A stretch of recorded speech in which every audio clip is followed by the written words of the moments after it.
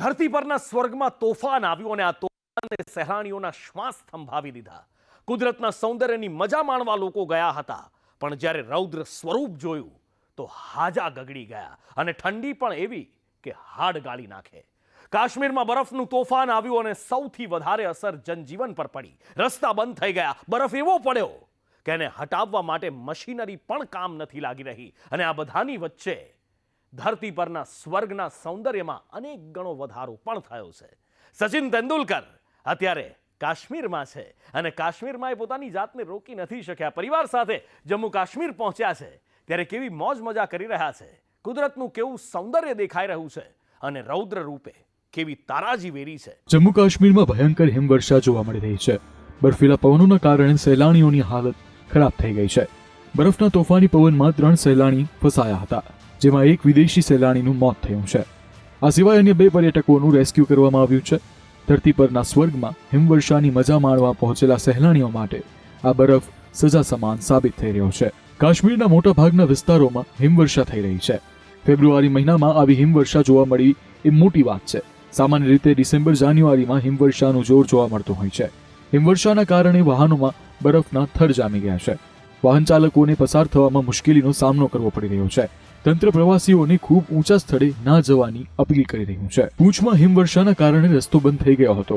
રસ્તા વચ્ચે મહાકાય વૃક્ષ પડ્યું હતું. વાહનોની અવરજવર બંધ કરવી પડી હતી. જ્યારે હિમવર્ષા વચ્ચે વાહન હકાવવું જોખમી બન્યું હતું. રસ્તા પર બરફ જ જોવા મળી રહ્યો હતો. આવી સ્થિતિમાં વિઝિબિલિટી પણ ખૂબ ઓછી જોવા મળી હતી. સોનમર્ગ ગુલમર્ગમાં ભારે હિમવર્ષાના કારણે શ્રીનગર લેહ રાજમાર્ગ બંધ કરી દેવામાં આવ્યો.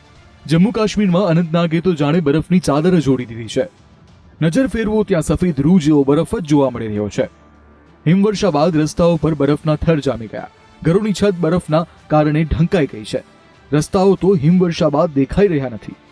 બરફના થર જામવાના કારણે જેસીબી સહિતના વાહનોની મદદથી બરફ હટાવવાની કામગીરી કરવામાં આવી રહી છે. હિમવર્ષા એ હદે થઈ છે કે આ વાહનો માટે બરફ હટાવવા મુશ્કેલ થયા છે. ભલા હિમવર્ષાના કારણે મુશ્કેલી પડી હોય, પરંતુ સહેલાણીઓ માટે આ હિમવર્ષા જિંદગીભરની યાદગીરી બની ગઈ છે. કુદરતનું બેનમૂન સૌંદર્ય અત્યારે કાશ્મીરમાં જોવા મળી રહ્યું છે. માસ્ટર બ્લાસ્ટર સચિન તેંડુલકર પણ કાશ્મીરની ઘાટીઓના સૌંદર્યને માણવા જમ્મુ કાશ્મીર પહોંચી ગયા છે. સચિન તેંડુલકર પોતાના પરિવાર સાથે દાલ લેકની મુલાકાતે પહોંચ્યા હતા. કાશ્મીરમાં સચિને ગલી ક્રિકેટ રમવાની મજા પણ માણી હતી. કાશ્મીરના બાળકો અને યુવાનો સેનાના જવાનો સાથે તેમણે ક્રિકેટ રમવાની મજા લીધી. સચિન તેંડુલકરને બેટિંગ કરતા જોવાનો લાભો કાશ્મીરવાસીઓએ માણ્યો હતો.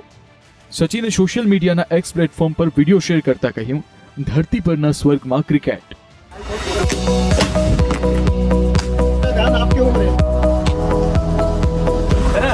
हम खेले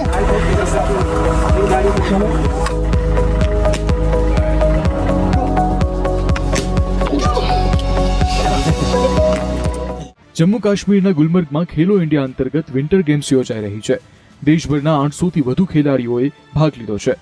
સ્નોબોર્ડિંગ, સ્કીઇંગ, સ્નો માઉન્ટેનિંગ સહિતની અનેક રમતોનું આયોજન કરવામાં આવ્યું છે. કાશ્મીરની તસવીર બદલાઈ ગઈ છે.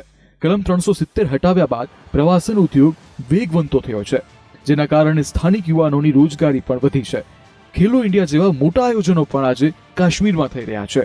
વડાપ્રધાન નરેન્દ્ર મોદીએ પણ તેમના સંબોધનમાં કલમ 370 હટાવ્યા બાદ બદલાયેલા કાશ્મીરની વાત કરી હતી.